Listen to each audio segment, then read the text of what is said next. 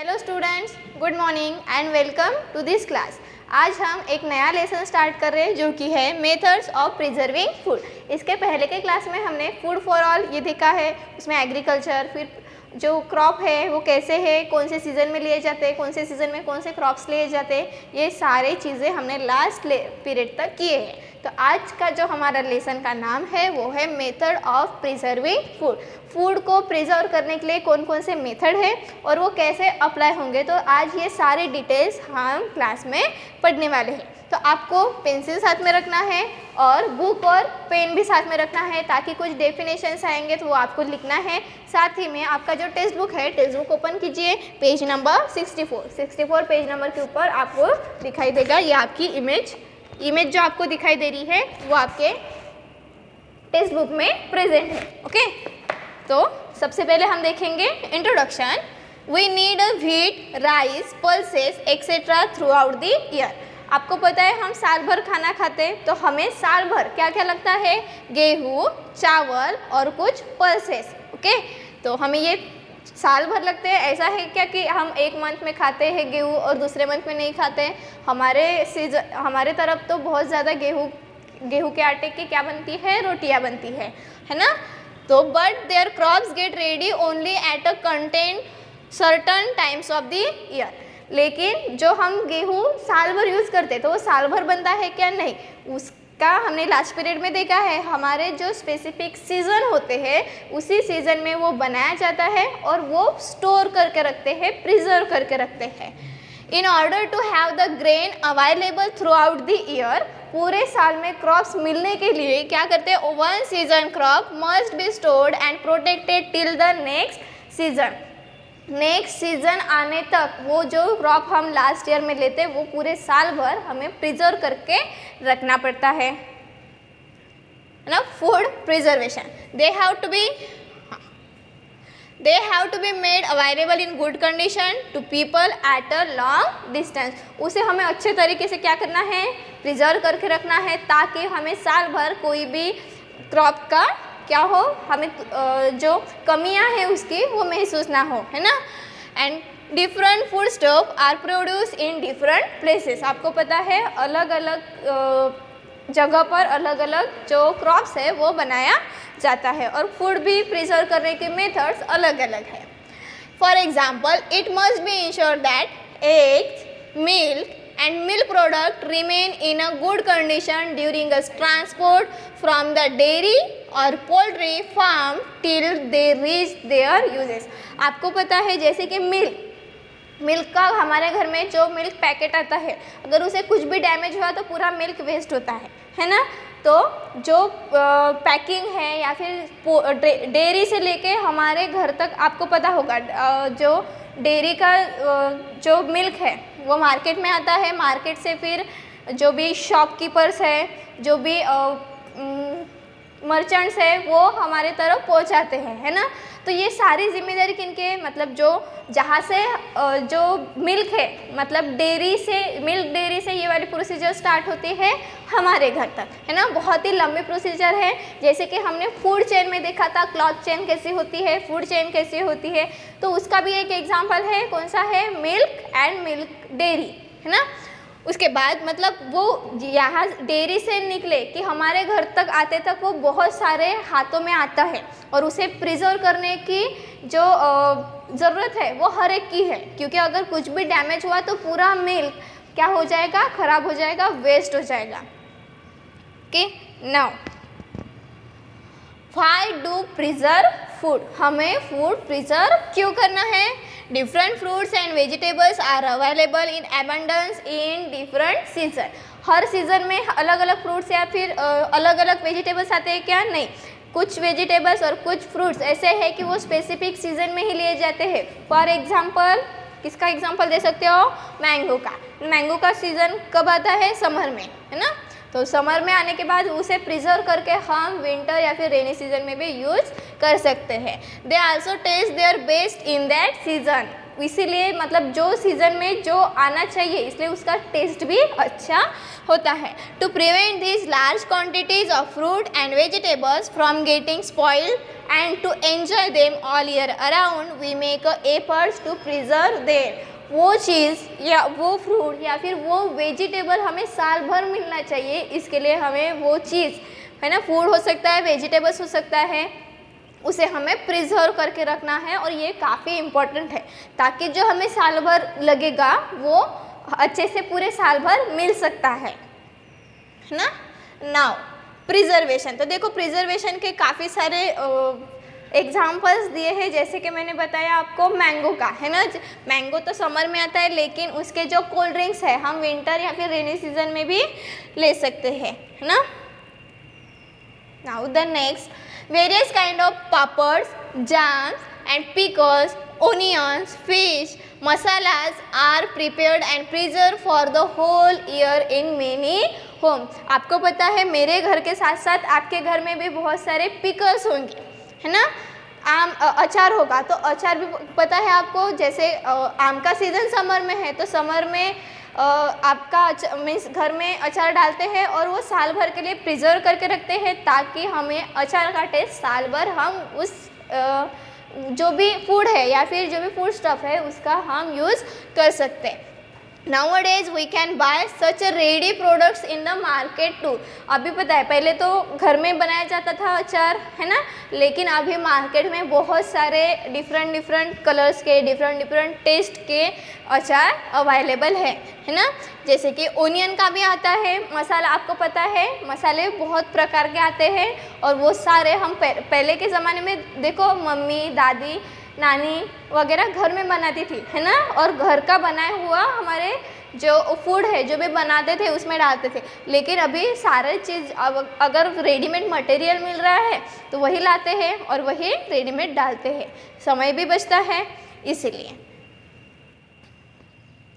Now the next, to avoid having to go to the market for previous again and again, we store what we need for several days in our house। Her bar market में जाने से अच्छा जो भी हमें चीज़ लगेंगी तो हमें क्या करना चाहिए, वो प्रिजर्व करके रखना चाहिए, है ना।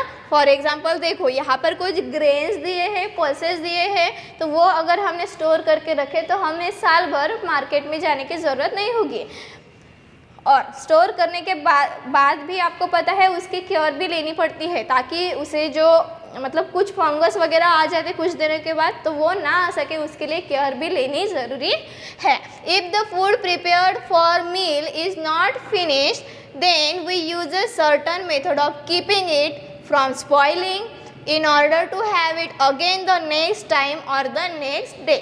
जैसे अभी बताइए कुछ मतलब उसे ऐसे जगह प्रिजर्व करके रखना है ताकि उस पर फंगस या फिर जो भी मॉस्किटोज़ बैठते हैं वो बैठना नहीं चाहिए। अगर वो बैठ गए तो उस पर जर्म्स आएंगे, जर्म्स अगर पेट में गए तो कुछ डिसीजेज भी हो सकते हैं, है ना। और साथ में अकेले को नहीं होंगे, पूरे फैमिली अगर वो खाना या फिर कोई चीज़ खा रही है तो पूरे फैमिली पे अफेक्ट करेंगे। इसलिए हम जो भी प्रिजर्व करते हैं तो उसकी केयर लेनी है वो अच्छे से प्रिजर्व हो सके।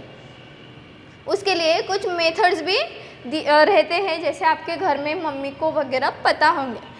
Now if we know the reason why food stuff go bad we would know what to do to keep them from spoiling. उससे ख़राब होने से पहले मतलब उसे ख़राब ना हो सके उसके लिए कुछ मेथड्स हमें अप्लाई करना ज़रूरी है। First, in winter that is in the cold weather food stuff keep longer. हम विंटर में कैसा करते हैं, जो हमारा फूड स्टफ है वो मतलब लॉन्ग टाइम के लिए रह सकता है। Hence if food stuffs are kept in a refrigerator और kept cold on ice they keep even longer. अगर हमने वही रेफ्रिजरेटर में रखे तो वो लॉन्ग टाइम के लिए एज इट इज रह सकता है।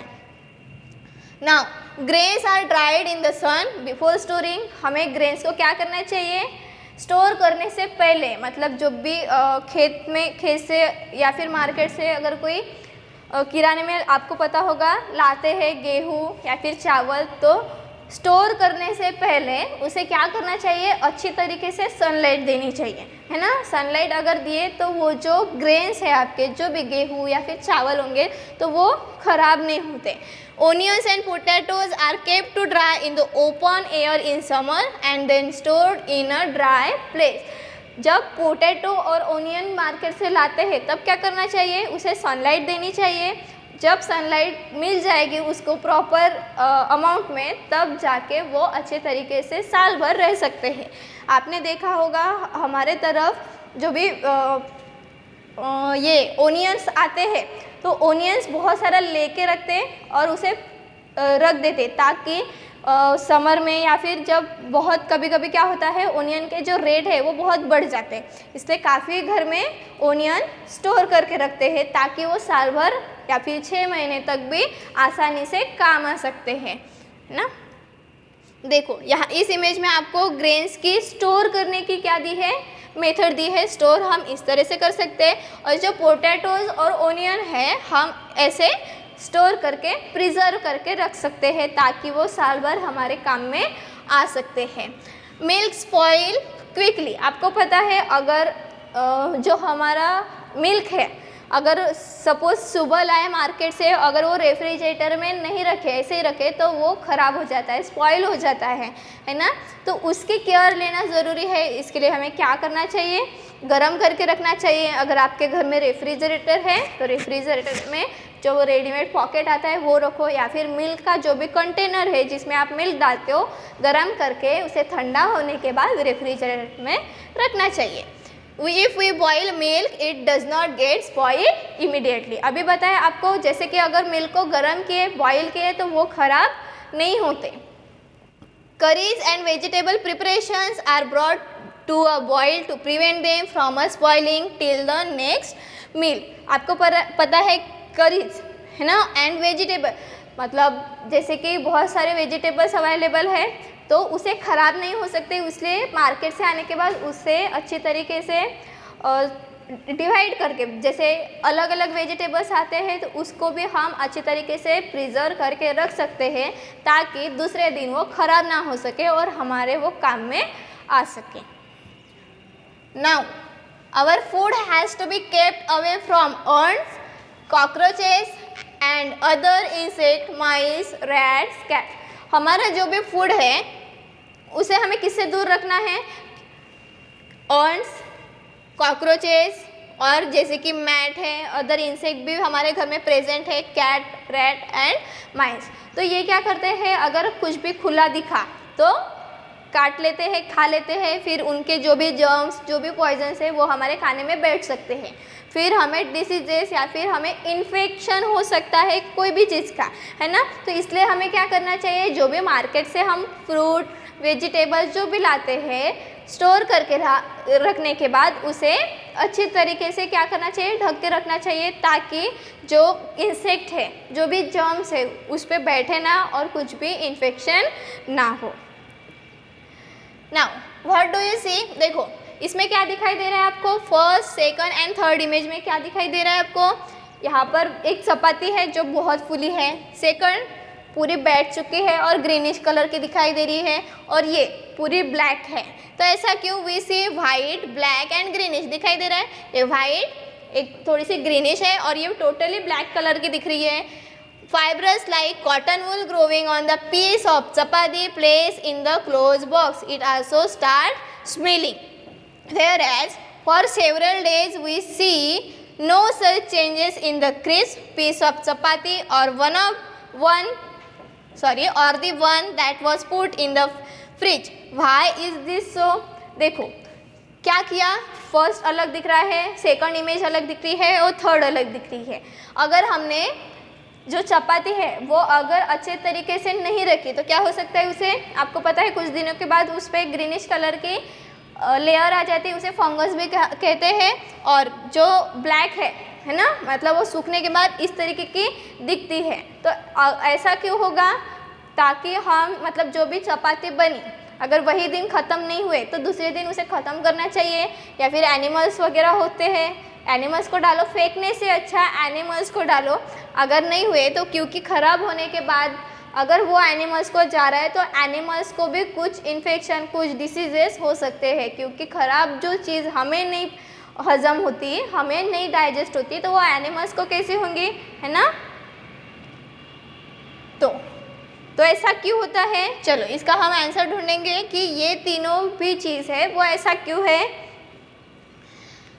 The cotton wool like fibrous growth on the chapati is a kind of fungus. अभी बताया आपको, ग्रीनिश कलर का जो लेयर आता है कुछ दिनों के बाद, उसे क्या कहते हैं, फंगस। कुछ दिनों के बाद वो लेयर जैसे दिखती है। A fungus is a type of micro organism. फिर ये फंगस क्या है, माइक्रो ऑर्गेनिज्म का टाइप है। हमने माइक्रो ऑर्गेनिज्म कहाँ पे पढ़े हैं, फूड फॉर ऑल में पढ़े हैं। उसके बाद एनवायरमेंटल बैलेंस जो हमने लेसन सीखे थे उसमें भी हमने माइक्रो ऑर्गेनिज्म क्या होते हैं वो हमने सीखा है।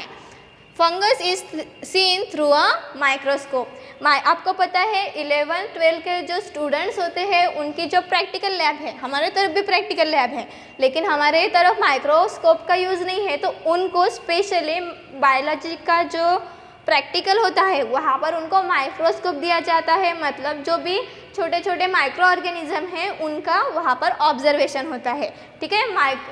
ये जो है माइक्रोस्कोप, ये डिवाइस है छोटे माइक्रो ऑर्गेनिज्म को ऑब्जर्व करने के लिए, उसमें क्या है, कौन से इंसेक्ट है, कौन सा माइक्रो ऑर्गेनिज्म है, उसका शेप कैसा है ना, ऐसी सारी चीज़ें माइक्रो ऑर्गेनिज्म से हम ऑब्जर्व कर सकते हैं। Spores of the fungus are present in air and water. Fungus के ऊपर क्या प्रेजेंट होता है, स्पोर, और वो किस में होते हैं प्रेजेंट, एयर और वाटर में प्रेजेंट होते हैं। The chapati in the boxes created favourable condition for the growth of the fungus, availability of food, water, air and warm. अगर हमने सिंपल चपाती को एक आधी बॉक्स में बंद करके रख दिए तो कुछ दिनों के बाद ग्रीनिश कलर की लेयर, मतलब फंगस वहाँ पर प्रेजेंट होते हैं।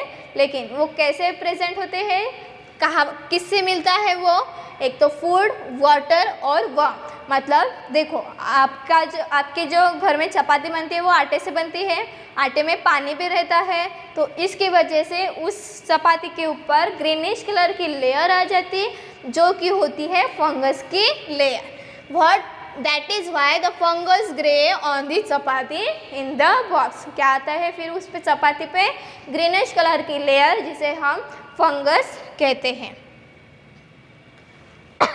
Next, food and micro organism. You know that microorganisms are present all around us in the air as well as in water. हमने एनवायरमेंटल बैलेंस में ये पढ़ा है और हम इस लेसन में भी पढ़ रहे हैं कि जो माइक्रो ऑर्गेनिज्म है वो सभी जगह प्रेजेंट है ना। एयर में भी प्रेजेंट है, वाटर में भी प्रेजेंट है और सॉइल में भी प्रेजेंट है, जिसको हम क्या कहते थे, lithosphere, hydrosphere and atmosphere. means microorganism present in the all biosphere. Okay, usually air, moisture and warmth are available where food is kept. जहाँ पर खाना रखा जाता है वहाँ पर क्या होता है, एयर, मॉइस्चर एंड वार्मथ, है ना। इसके बाद it means that it is always possible for micro organism to grow rapidly in our food और फूड स्टफ। तो इसलिए क्या होता है, जो भी हमारा